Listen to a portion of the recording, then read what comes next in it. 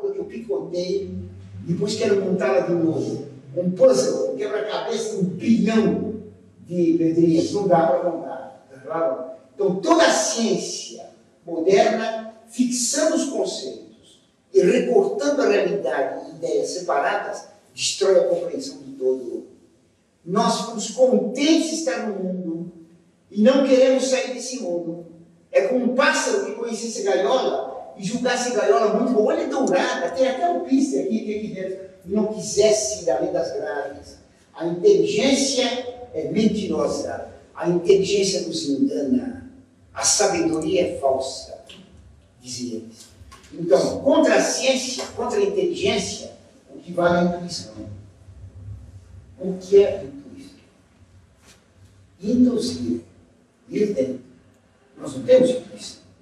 Nós temos abstração. Nós temos compreensão.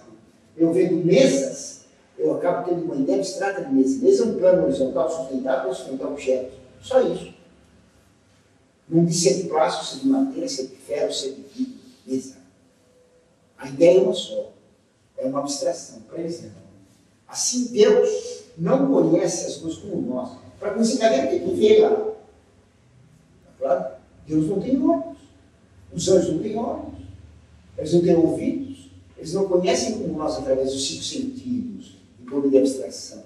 Deus conhece a forma do ser diretamente. A inteligência dele vai dentro do ser e compreende a forma de intus ida. Ele vai dentro. Nós não ficamos na superfície. Então, aqui nós devemos a intuição contra a razão. A intuição é divina. A intuição é infalível, por exemplo.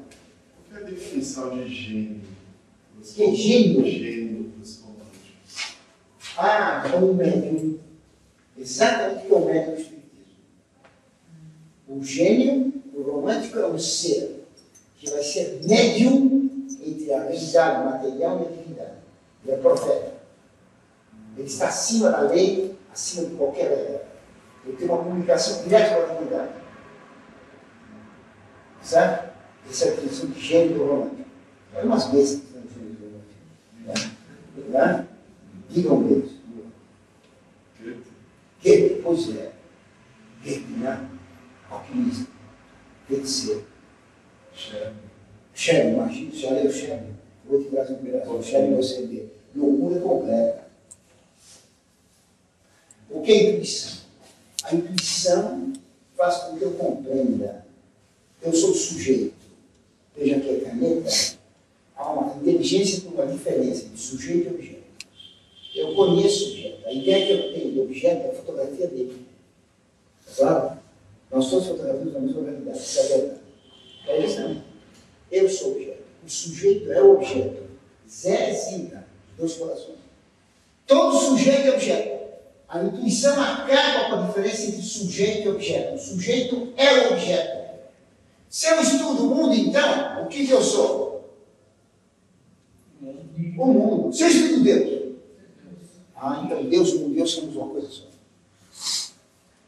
Então, contra a inteligência e a intuição, que seria a percepção da identidade entre sujeito e objeto.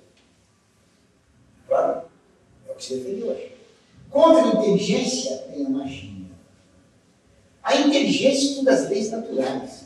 Eu sei que, pondo uma força nesse objeto, eu consigo empurrá-lo. Esse é um tipo que eu colava na física, chama-se, acho, cinética, né? Isso aí? É cinética. Cinemática. Cinemática. Estudo de força é dinâmica. Dinâmica. Imagina, ele sabe tudo. Eu nunca só colei, nunca resolvi problema de física. Então, é a aplicação de uma lei natural aqui. Eu estudo a realidade, eu sei que tem uma tendência da máscara e a matéria. A matéria atrai matéria, assim, burro atrai burro e ladrão atrai deputado. No contrário, deputado atrai ladrão. Eu não sei bem qual é a hora. Então, o semelhante é a ciência estuda as leis visíveis. Para que nós não. Aqui tem um espírito divino, em mim também. Eu sou ele. Sendo ele, eu posso unir meu particularismo, meu eu com dele. E posso fazer isso aqui se mover por meio de leis secretas, certo? Leis ocultas. Então, eu sou capaz de fazer esse objeto voar. Claro que o objeto não gosta. Se o objeto começa a voar, é Deus que fez o milagre? Não. Deus não faz tudo isso. Deus não exibe. Quem exibe é o diabo. Então, uma pessoa começa a andar, anda na parede e anda no pé. Isso acontece.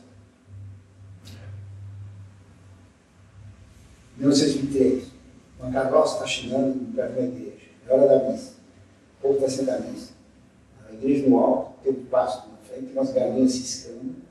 Tem uma mulher com um homem na carroça. Ela sai voando da carroça e vai para a igreja. Os cachorros uivam de papo, as galinhas fogem, todo mundo foge.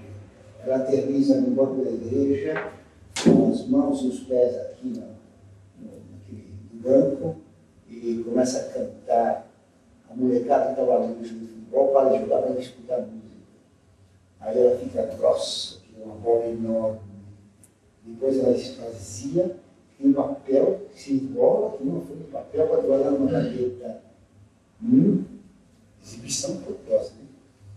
Possessa. Né?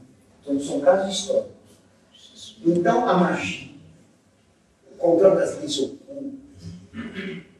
eu posso mover as estrelas, o mundo me abatia.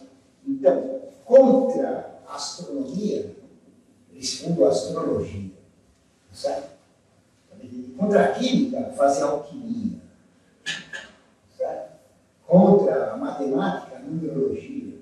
E cada ciência tem uma ciência paralela, irracional, mágica e dialética. Claro? Tudo bem? Curioso. Então, o ódio da inteligência é típica de nós. A parte é o todo é a parte. Um é dois é um. O certo é errado é certo, tanto faz. É o diferente. Terceira lei. O Deus que criou o céu e a terra apareceu no Sinai e deu 10 mandamentos. Ele é o Deus do mal. Os mandamentos dele são para nos mantermos presos na terra. Isso só trata de matéria. Não roubar propriedade material.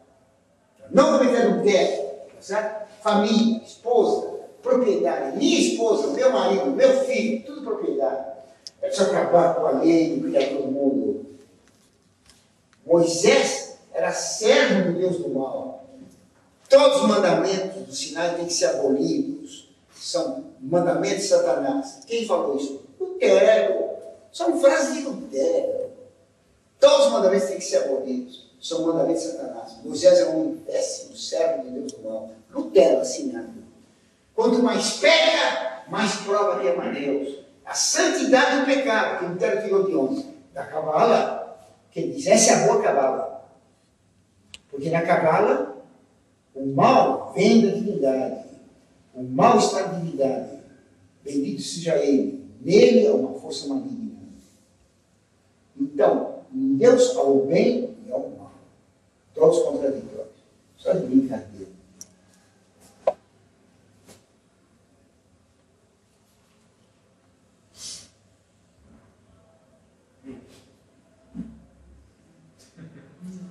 Conhece, né? Punha para cima, punha para baixo. Me dá uma instalão, deixa que eu abafo.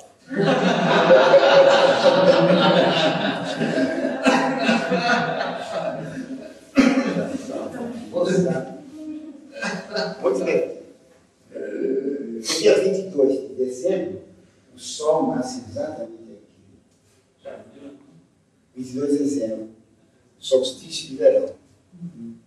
O dia mais longo do ano no hemisfério sul. O dia que o Sol tem mais força no hemisfério sul.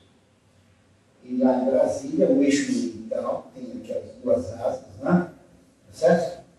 Isso é um avião. Está orientado para 23 graus, 27 minutos de latitude sul. O termo de solstício. Não é um avião, é a ave. Ave fênix. Nasce e renasce do fogo. Nasce e renasce a humanidade. A ave fênix composta de todos os homens que moram e renascem e que respiram força e calor solar. Feitiçaria pura. toda aquela esquema de Brasília é feito magicamente. O cemitério pode ficar lá. Quer dizer, além de feio, né? Além de feio, mas tudo que é feio é falso. Tudo que é falso é ruim. O falso, feio, e o mal se equivale. Bem é verdade. Verdade e bem igual a beleza. A sobra da beleza é verdade, mas bem igual a beleza. O Brasil é o contrário. Arte moderna com tudo diabo. Isso que o senhor disse, ninguém consegue ficar agora. Os deputados não conseguem ficar. Eles gostam muito de lá, né? No lugar, profita. Tá O certo? senhor trabalha de terça, quinta. Mas não é muito ficar lá. Em volta do Brasil, o mundo esotérico é enorme. Número de hotéis. De seitas esotéricas. Tá. Esotérico. Lá é impressionante. Aquele eixo é tão inabitável. É inumano. Bem, então, vocês têm as três prisões do mundo. Como é que o homem é feito para gnose? Sabe? Para gnose, o homem tem três coisas. O corpo material. Bom ou mal? Mal. Mal. O corpo não presta. O potencial não, o corpo é válido. A alma. A alma ela tem inteligência, vontade e sensibilidade. A inteligência é má, a vontade é má, a sensibilidade é má. Tudo isso aqui é mal. E depois tem o eu divino. Dentro de cada um de nós tem uma parte divina. Conhecer é ter uma experiência interior com a própria partícula divina. A revelação não vem de fora. Ela não é extrínseca ao homem. Deus falando a Moisés, Deus falando a Adão, Cristo falando dos apóstolos. A revelação é interior. A revelação é uma experiência pessoal com Jesus, com Brahma, com Alá, com Maomé, com o diabo de Galega e tudo mais, tá certo? É uma experiência com a partícula divina interior. É a divindade que fala dentro de cada um de nós. Sou eu sou Deus, você é Deus, eu sou você sou eu. Vou te contar quem sou. Bem, a experiência é o conhecimento que eu sou divino. Isso aqui é a revelação modernista. Blondel dizia isso, a revelação é intrínseca ao homem. Pois não. Nesse ponto aí, o protestantismo toca muito. Muito. Os protestantes, ou seja, falam que o Espírito Santo revela Claro. a pessoa. Claro, você não pensa que ele possui Deus. Uma porção de gente me falou isso. Uma vez eu estava se preparando para ser pastor. Disse que estava ruim de finanças, ele se concentrou no escritório dele, então Cristo se manifestou dentro dele e ele vai virar pastor. Cristo coisa nenhuma. Esse Cristo precisou para ter identidade? Como é que ele sabe que é Cristo e não o Buda e não o diabo? Isso é mentira deslavada. Por isso que ele pode ler a Bíblia e interpretar. Né? Quer dizer, Deus dele, pois não. Sonho não pode ser um... Sonho é uma besteira. Mas na Bíblia mesmo fala que às vezes a pessoa descobriu uma coisa através de sonhos. Não fala que ele descobriu nada. Deus pode usar os sonhos. Pode ou não pode? Pode. E o diabo? O que é o sonho? O que é estar acordado? O que é dormir? Você é psicólogo, hein? Vai querer mudar de Jericó. O que é ficar acordado? O que é dormir? Cuidado é vigília, né? Vigília. Quando a gente vai dormir, você deita na cama lá, começa a pensar nas dívidas, pensando nisso, aquilo, não é, filho? Está já pensando nas coisas. Os pensamentos começam a ficar desligados, desconectados. Está pensando na matemática, de repente lembra do jantar, você lembra, que vamos, se tem 10 reais para ele. Os pensamentos vão se descosendo. Finalmente você mergulha, não pensa mais. Dormir é não pensar. É suspender o sonho. É o que me dizia o professor de filosofia no colegial. Não pense nisso. E o professor de matemática dizia, não faça conta. E o professor de história dizia, deixa de história, papai. Então, dormir é suspender o pensamento. O que é acordar? É começar a pensar. Como é que se começa a pensar? Quando fica noivo. Como é que ao contrário, quando fica noivo, perder o pensamento. definição de noiva é um animal que for assim. Mas depois de casado, eu recupero a personalidade. Então, filho, o que é sonhar? Nós não podemos pensar sem imagens. Uma classe está distraída. Então, vamos supor, agora estão cansados a distrair. Eu vou ligar a lousa e marco um negócio. Está todo mundo olhando. Mas vão prestar atenção. Só para chamar atenção. Se eu te explicar para vocês o teorema, né? Que é a soma dos triângulo A soma do quadrado dos catetos é igual ao quadrado da hipotenusa. Mas é complicado. Isso é contestável, mais difícil. Mas se eu provar para vocês que a soma dos ângulos internos do triângulo são 180 graus, dizer que é fácil, muito fácil. Pega o triângulo ABC e traça uma paralela à base ABC, você tem duas paralelas, e tem então, no paralelo de cima, você tem o ângulo X, A, Y. X mais A mais Y dá 180 graus, pelo mesmo lado mais reto. Ora, o ângulo X é igual a B, que é o termo interno. O ângulo Y é igual a C, que é o termo interno. Logo, substituindo ABC, B por X e C por Y, tem A mais B mais C. Essa aula você não fugiu. Essa aula você não fugiu, não, né? Essa aula. Fala assim, cara, para entender. Se eu desenhar um triângulo, traçar a paralela à base e mostrar que o ângulo X é igual ao ângulo B, o ângulo C é igual ao ângulo Y, então, criar, substitui, pronto, tem 180 graus. Facinho, mas não precisa desenhar. Você tem imagem. Por isso que toda aula tem que dar um princípio e dar um exemplo concreto. Nós pensamos só com imagens. Pensamos com palavras. Palavras fundadas em imagens. A primeira coisa que nós acordamos, nós vemos imagens.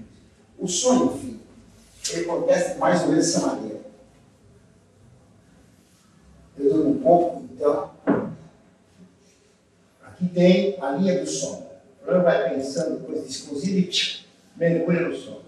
Então, normalmente, ele faz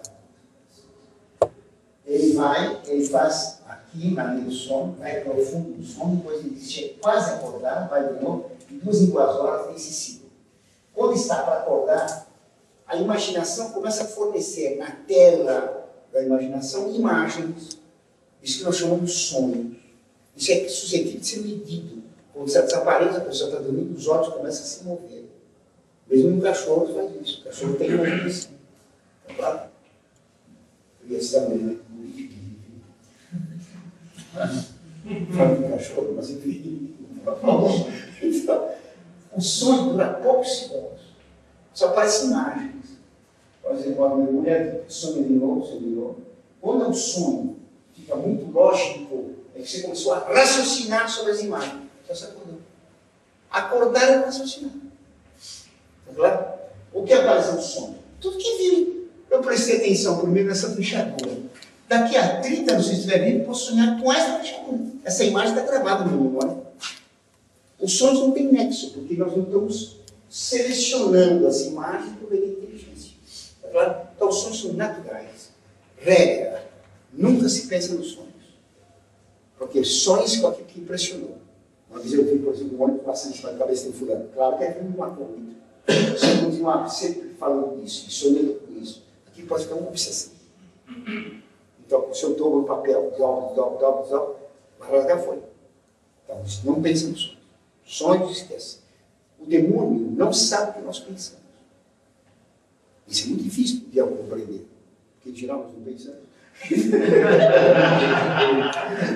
Mas o diabo não sabe o que nós estamos pensando. Ele pode pôr, ele não entra na inteligência nem na vontade, mas ele pode entrar na imaginação. Por isso ele coloca na nossa imaginação imagens obscenas. Está claro? Então a gente tem que repelir. Está claro, filho? Então o demônio pode influenciar os sonhos. Deus pode usar os sonhos. São sonhos milagrosos de São José ou de José do Egito. Visão é sonho milagroso? Não, visão é uma... Deus faz uma visão ou pode aparecer uma imagem para você. Na imaginação. Pode ser imaginação, fala imaginação. O Apocalipse, Normalmente é na visão. o Apocalipse de São João seria uma Apocalipse visão. de Deus. Como Deus conhece todo para o futuro, o passado, o presente, as imagens que Deus põe para a inteligência dos olhos de fora, as imagens que Ele coloca são como vários slides projetados por vários projetores, tudo de uma vez numa tela. Então, o São João no Apocalipse, ele via todo o futuro com imagens acabaladas. Ele não sabia a ordem dos fatos. Ele via símbolos. O cordeiro, claro, o dragão, uma mulher vestida de sol. Mas não sabia a ordem. Perguntou para São João o que queria dizer, ele não sabia. Então, a visão é intelectual, não imaginária. A visão de Deus. O diabo dá visões falsas, dá impressões e não visões propriamente. Mas aqui, por exemplo, quando o anjo desceu para Maria, falou que ela ia ser mãe de Sim. Deus. Como é que foi isso? Foi uma visão? Foi uma visão. Ela estava consciente? Ela não estava... Claro que estava consciente, não era besta. Ela não fez seminário. Então, o anjo cumprimenta ela. Abre, esqueci a palavra grega que fala com você, caracotome, não me lembro mais. É uma palavra em grego, um verbo, ela significa absolutamente cheio de perfeições. Essa palavra é usada só para nós. E o anjo cumprimenta ela. Ela ficou perplexa. O anjo é mais que um ser humano, como é que ele me cumprimenta? Claro, ela não foi na lábia assim, que bom. Ela ficou intrigada. O que quer dizer essas palavras? Como é que um anjo cumprimenta um ser humano? Porque ela era humilde. Finalmente reconheci. Não, se eu ver aqui, ela ia para o inferno se fizesse isso. Né? Uma blasfêmia, um absurdo. Nossa senhora era humilde. E ela se enterrou. Que vem isso? Que palavras são essas? E hoje disse, não temos. Ela ficou com medo. Então não era uma crédula. Ela examinava com profunda inteligência. Entendeu? Não, ela se perturbou. Como é que um ser angélico cumprimenta um ser humano? Porque na Sagrada Escritura os homens cumprimentam os anjos, sempre. Quando apareceu São Miguel para o profeta Daniel, na beira do rio Eufrates, quando ele viu o anjo sobre o rio Eufrates, Daniel caiu no chão. O anjo mandou ele levantar, ele levantou, olhou para o anjo, nunca virou. Aí hoje ele se levantou, ele nunca virou. Até que o anjo pegou ele para os joelhos e fica firme, rapaz. Porque o anjo, ele é tão superior ao homem que ele abala o homem. Essas 3 crianças de Fátima, quando viram Nossa Senhora, não ficaram abaladas. Com o anjo, o Brasil, o anjo de Portugal, o anjo da paz, elas ficavam como se tivesse apanhado, não conseguiam mais andar. Não pode acontecer até hoje, assim. Claro, mas se te aparecer, se você andar com você, sai correndo, hein? Porque para você não vai aparecer anjo, não.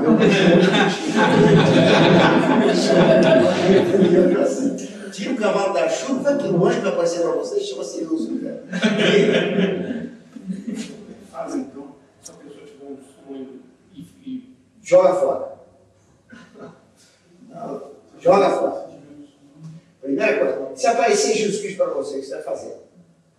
Mandar embora imediatamente. Não acreditar. Não é ajoelhar e adorar. Não. Você sabe se Jesus Cristo é o diabo? Você sabe isso. Quem tem uma visão tem que repetir. Tem que repetir. se não cavalo, se ela está Ela pôs em dúvida. Ela pôs em dúvida. E quando disse que ela mandava nos Messias, ela perguntou, mas peraí, como vai ser isso?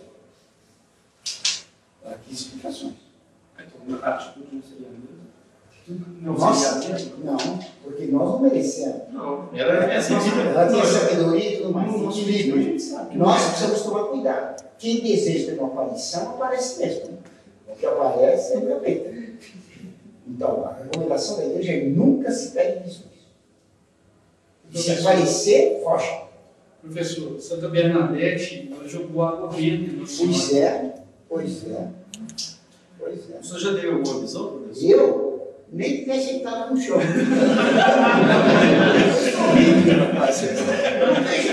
Estava vendo um monte de gente, eu não sabia o que era. Eu sou sério, completamente. Graças a Deus nunca tive visões. E não quero fazer milagre, não. Se eu fizer milagre, se fizer milagre, é para o inferno. Eu sou pecador. Se eu faço uma coisa extraordinária, eu vou para o inferno. Porque fica orgulhoso? Só faltava essa. Deus me livre.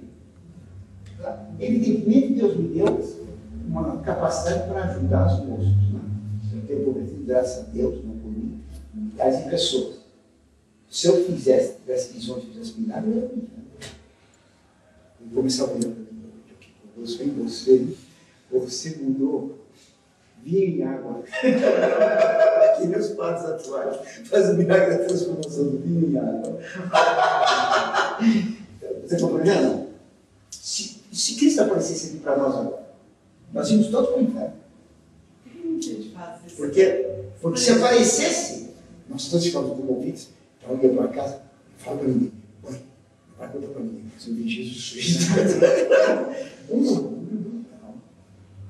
Se contarem um papo, ele está doente. Isso foi em 1954. Aí ele chama a secretária dele. Esse Papa?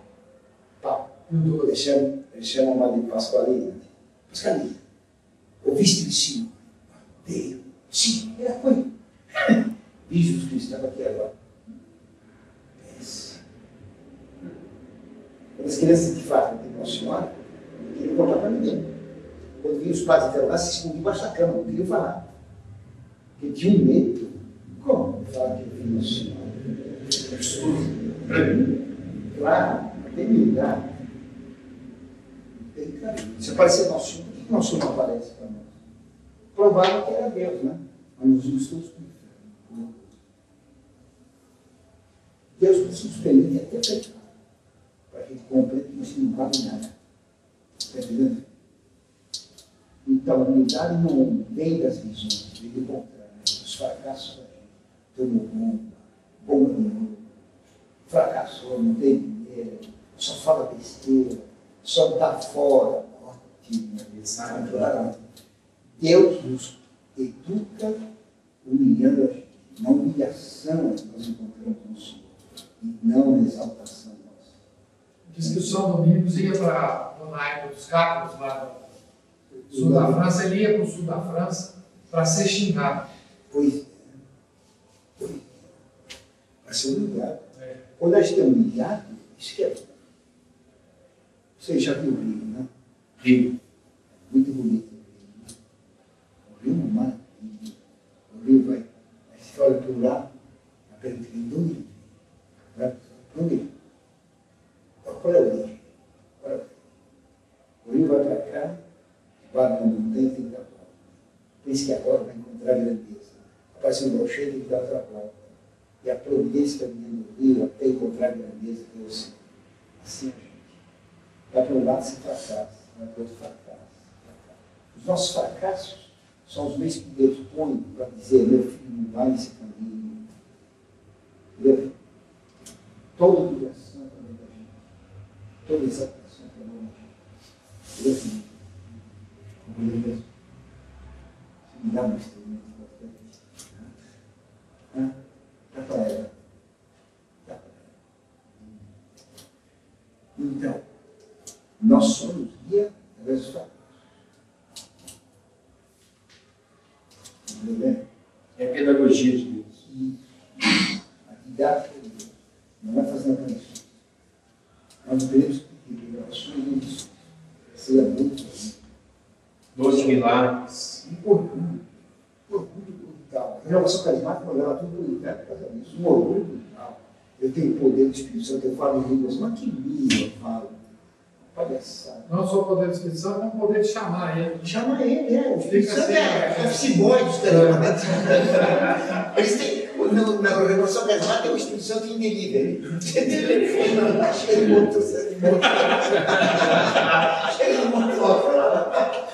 Palhaçada. Na hora que eu quero. O padre, o Monsenhor Jonas Amigo, ele tem o dom das línguas e ele ensina o dom das línguas. Você tem o dom, ele ensina. Ele queria fazer o Yasmin Celestial. Como chama aquela escola de inglês famosa? Berlitz. O Berlitz, fazer o Berlitz Celestial, angelical. Compreender as três coisas. Então, nós temos três tipos de homens. O homem que prepondera o corpo são os homens materiais, que eles chamam zilicóia, em que o zilicóia, em que prepondera a matéria, ile, a matéria, os saticóios, os carnais. Depois tem os homens psíquicos, os psíquicos, são aqueles que preponderam a inteligência. Finalmente, tem os homens pneumáticos, que preponderam o pneuma, o espírito. Então, há 3 tipos de seres humanos. Materiais, dos quais já saiu o blindado e fica uma casca. Esse é o programa do inferno. Os psíquicos são os racionais, que aceitam o mundo como ele é. Finalmente, os divinos, os que foram iniciados e que têm um contato com a divindade já estão plenamente salvos, porque a divindade deles vai para o céu. Podem pecar à vontade. Podem pecar à vontade, porque a partícula divina não tem nenhuma relação com a carne. Então, os carpocráticos, na divindade, Santo Epifânio foi carpocrático, ele se entregava a todos os atos de luxúria, porque diziam que é próprio da carne cometer pecado. Então, o que fazer? A carne praticar o que é da carne, para libertar o espírito. Ou então, os irmãos do espírito, das trevas, fidelidade média, penitências tremendas, os jejuns, os encontramentos, e depois tinha uma iluminação para servir o Espírito Santo. Aí, podia comer, beber, Liberou, aí invertia. Liberou. Liberou. Os carpocráticos partiam da orgia para a ultramística. Os irmãos do Espírito partiam da penitência para a libertinagem mal possível. Como na Bíblia. A mesma coisa. Alguns condenam o corpo, então se sacrificam, etc. O sacrifício de um santo não tem nada a ver com a cama de prego dos hindus, da gnose. O santo, ele faz sacrifício de uma coisa boa. Tá certo? Hoje eu vou fazer um sacrifício. Não vou me dar 10 marteladas no dedo.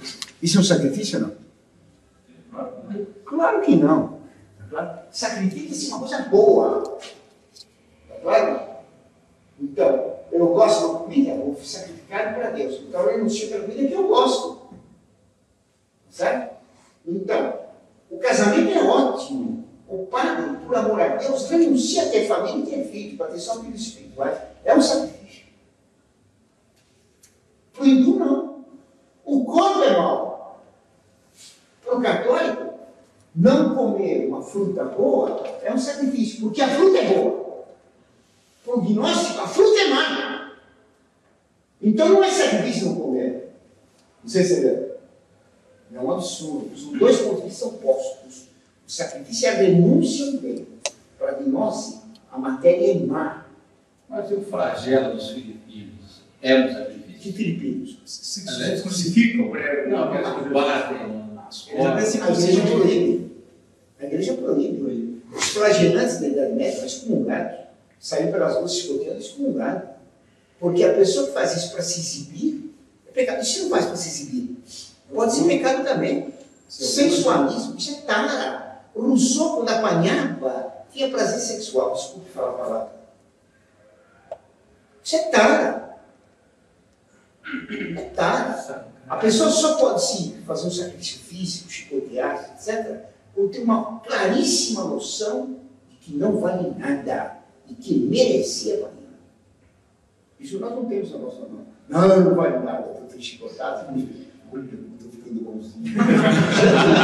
Você já amarrou, né? Eu vi um da Toca de Assis. Ele levou no quarto dele. Então tinha lá o computador, em volta do computador tinha fotografias, ele dando comida para os pobres. Então tinha a tela do computador e em cima um bocaço aberto lá, de um miserável segunda Banguela, e ele enfia a colher de comida na boca do doente. Ele ficava com a foto dele dando comida para o pobre. Olha como eu sou bonzinho. Ele estava se autocontemplando, não sei se entenderam. Isso é um horror. Um orgulho tremendo. O Franz fazer sacrifício físico sem ter noção da própria maldade, ele vai para o inferno. Chicoteado por ele. Vai apanhar lá também. Amar a Deus não é se dar marteladas no dedão. Nem deixar de comer pizza. Isso é fácil. Amar a Deus é amar a verdade. Amar o bem é amar a beleza. É o próximo. Querer para o próximo a verdade, bem e beleza. Certo? E se alegrar que os outros têm mais noção de verdade, bem e beleza do que a gente. Então, amar a Deus consiste em amar o próximo, que dá para ele Deus, e não arroz e feijão só, não é de pão e feijão que o homem vive, toda a palavra sai da boca de Deus. É a palavra de Deus que nos sustenta. e não o pão. Entendeu? O diabo de Deus transformou essas pedras em pães. Cristo recusou para transformar o pão no corpo dele. Então, a pedra em pão não quis, mas o pão em corpo de Cristo ele fez. Que é muito mais. Que é muito mais. Tudo bem?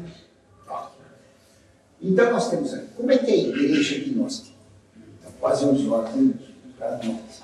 Como é que é a igreja gnóstica? A igreja católica,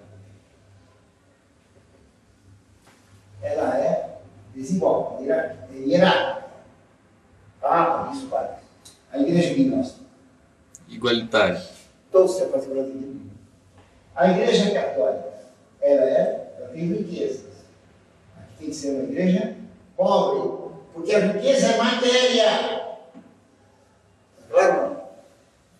A igreja católica tem dogmas, verdades cristalizadas para sempre. Isso aqui, água enigmática. Ela é única. A igreja gnóstica é ecumênica. Claro, não? A igreja católica, ela é composta por espirituais mais materiais. A igreja ecumênica diz que é só espírito. Claro, tudo bem? Quem pertence à igreja gnóstica? A igreja gnóstica, a igreja de Cristo, é uma igreja espiritual só. Ela não tem nem organização, nem dogmas, nem riqueza, não tem nada. Aqui nós temos as igrejas concretas, a igreja católica, a igreja luterana, a igreja budista, a religião brahmani, o maometismo, a macumba, o marxismo, o Partido Comunista, o PT, não é claro? Em cada uma dessas religiões organizadas, positivas, que têm tempos, que têm verdades, que têm um credo, existem alguns homens que tiveram a noção da divindade oculta neles. Esses, os pneumáticos católicos pertencem à Igreja de Cristo, os pneumáticos luteranos pertencem à Igreja de Cristo. Claro? Então a igreja gnóstica é uma igreja espiritual que subsiste na católica, subsiste na protestante, subsiste na espírita, subsiste no comunismo, subsiste em todas as religiões. Está claro? Ela é formada pelo conjunto dos iniciados em todas as seitas e em todas as religiões. Professor, então, posso... Pode perguntar. Quando o senhor disse que a palavra maçonaria é mal aplicada, então, por exemplo, a maçonaria que tem essa hierarquia seria ali embaixo, e a maçonaria não tem A verdadeira hierarquia dos verdadeiros iniciados. Os graus menores, como tem na Grande Oriente, isso é para trouxa. Pois é. O Dom Pedro I foi feito grau 33. Não diria nada. Essa maçonaria está ali embaixo, né? Isso está embaixo. E o conceito, então... Agora, os verdadeiros maçons são os verdadeiros iniciados. Isso é um esquema. Tá? Ele está subjacente em todas as seitas secretas. Vamos pegar, por exemplo, filosofia de Heráclito. Entendeu? Não, hein? Então, professor, imagine que vocês são o terceiro colegial. Professor de filosofia, mineiro, vai dar uma aula de filosofia para vocês. Então, Heráclito dizer, sobraram poucas frases.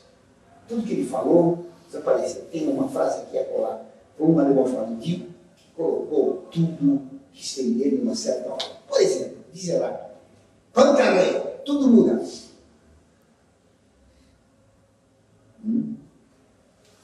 O mar é o lugar mais limpo e mais sujo de todos. Mais limpo que ninguém tem nojo do mar. O mais sujo, toda sujeira que tem vai para o mar. Então, ao mesmo tempo, o mais limpo e é também o mais sujo. O limpo é? Tudo é feito de fogo.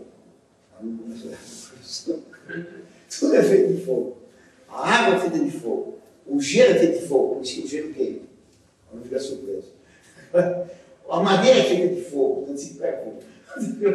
O homem é feito de fogo. Quando começa a olhar para ele, o professor está de fogo. No início, havia a grande fogueira que era a divindade. Essa fogueira se dividiu em labaredas, se dividiu em chamas, se dividiu em fagulhas. E dentro de cada coisa tem uma fagulha da fogueira divina inicial. Com a evolução, as fagulhas se reúnem e voltam a formar a fogueira divina inicial. O fogo é o mesmo. coisa. Só que em vez de chamar partícula divina, ele chamou de fagulha, faísca, certo? Em vez de chamar de pano, ele chamou de grande fogueira. Só isso. Eu vou ver então aqui nós. No princípio, havia a biblioteca. Não, havia palavra. Ela se dividiu em sons, se dividiu em letras. As letras se juntaram formando parágrafos, parágrafos se juntaram formando capítulos, capítulos formaram. Nós precisamos agora reunir todas as letras, todos os capítulos, e vai formar então a verdadeira sabedoria. Em cada coisa tem uma letra. Mas é a mesma coisa. Estou chamando a partícula de letra, é uma bobagem. Tá? Todas as filosofias são assim. Você pega os históricos dizem, por exemplo, Deus era um grande ser único, ele se estilhaçou. E cada um de nós tem dentro um pedacinho do espelho de Deus. Isso aí está preso no corpo. Tudo que vem do corpo não presta. Precisamos renunciar a todo prazer e a toda dor. Isso é uma bobagem. O prazer é bom. O prazer é mau, sai contra a razão. Tá? Nem toda dor é má. Você tem que fazer uma operação dolorosa para ficar vivo, eu faço. É claro. Para entender? Para eles não. O homem é sempre diferente ao prazer e a dor. Vem no corpo. O corpo não presta. Só o espírito é vive. Não, tá. Dizem os livros de filosofia que isso parece um catolicismo. Parece coisa nenhuma. O catolicismo não diz que o prazer é mau. O catolicismo diz que o prazer é um bem. Mas é um bem que tem que ser ordenado que é maior. O vinho é saboroso, dá prazer. Mas se eu coloco o vinho, o prazer do vinho, acima do intelecto, eu vou ficar bêbado e pequei. O pecado é pôr em desordem os bens. O que é roubar? Isso é mal, todo deputado ia saber. O que é roubar? Roubar é pegar o dinheiro. O dinheiro é um bem? O dinheiro é um bem. E a justiça é um bem? Hã? A justiça é um bem maior até, né? O que é roubar? Colocar um bem menor, dinheiro acima do bem maior. Todo pecado é uma desordem nos bens. O ladrão põe dinheiro acima da justiça. Isso é pecado. O varão que busca a bebedeira, ele coloca o bem do paladar acima do uso da inteligência. Pecou. Claro? Toda desordenação do bem é pecado. Tudo que existe é bom. Mas se eu pôr desordem nos bens, eu peco. Claro? Tudo bem também. Bem, o esquema está dado, certo? Podemos ver depois a aplicação da outras coisas. Nem qualquer